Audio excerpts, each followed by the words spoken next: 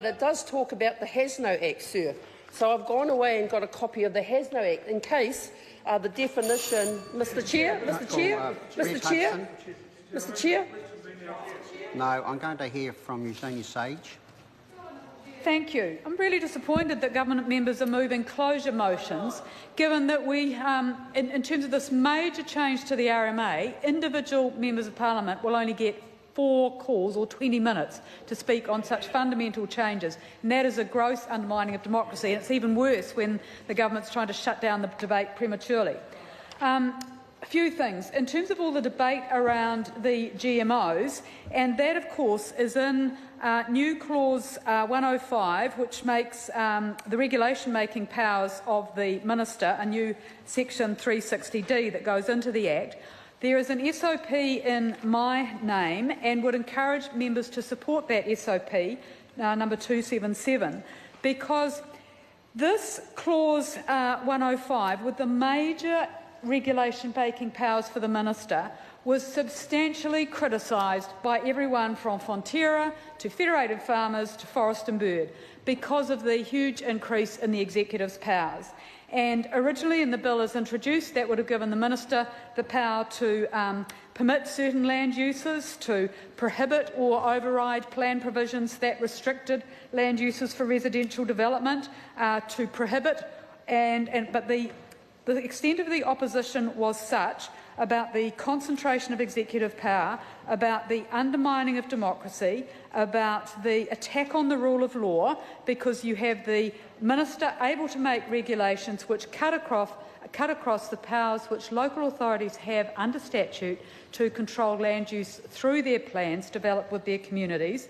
And there was major concern as well about the very subjective decision-making criteria in clause 105, because the Minister could make these regulations where he saw certain things as undesirable. That because of the strong opposition, the government was convinced to wind back the powers in clause 105, and so now what we're left with is that the Minister still has the power to make regulations to prohibit or remove specific rules or types of rules that would duplicate, overlap or deal with the same subject matter as in other legislation. And of course this is the regulation-making power around getting rid of provisions in plans which deal with GMO organisms and which deal with crops that have been genetically modified. There's been major concern about that, so my SOP 277 is much clearer than the Māori Party's one, because it strips out that regulation-making power completely, so there is no need to argue whether crops include grass or not, because it removes the Minister's power and it returns the Act to as it is at the present time, when regional and district councils can include plan provisions which make it clear that areas are to be free of GMOs. So that is a much clearer way of doing it. Would like to comment too on another SOP and thank Megan Woods for dealing with SOP 283 in my name around climate change. Once again, this Minister was being incredibly misleading with his comments around what Jeanette Fitzsimons did in 2004.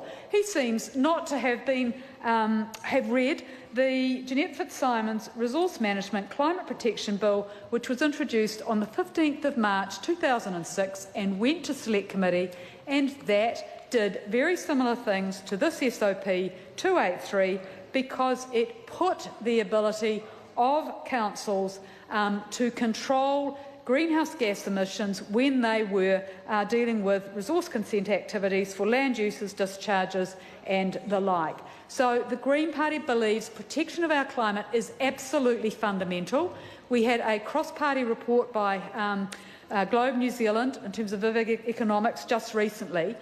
But it's our belief that if you've got our major environmental law and activities happening under that, land uses, air discharges, water discharges and the like, activities like new gas-fired power stations which are going to generate climate pollution, then there should be an ability of decision makers under the RMA to control those emissions, to either decline the activity or put conditions on it in relation to protecting the climate. So that is what this SOP seeks to do.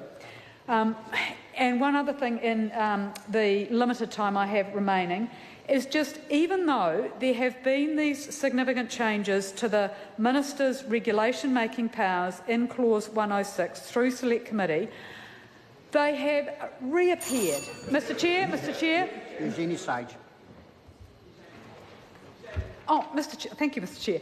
Those powers, regulation-making powers, may have been stripped away, but they have really reappeared under national planning templates, now called National Environmental Standards, because the national planning template provisions, or the standards, give the Minister enormous power to put provisions directly in plans.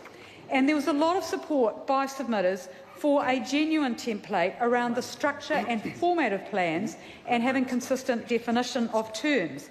And the majority of submitters wanted templates, now called standards, limited to that because it would help reduce planning complexity.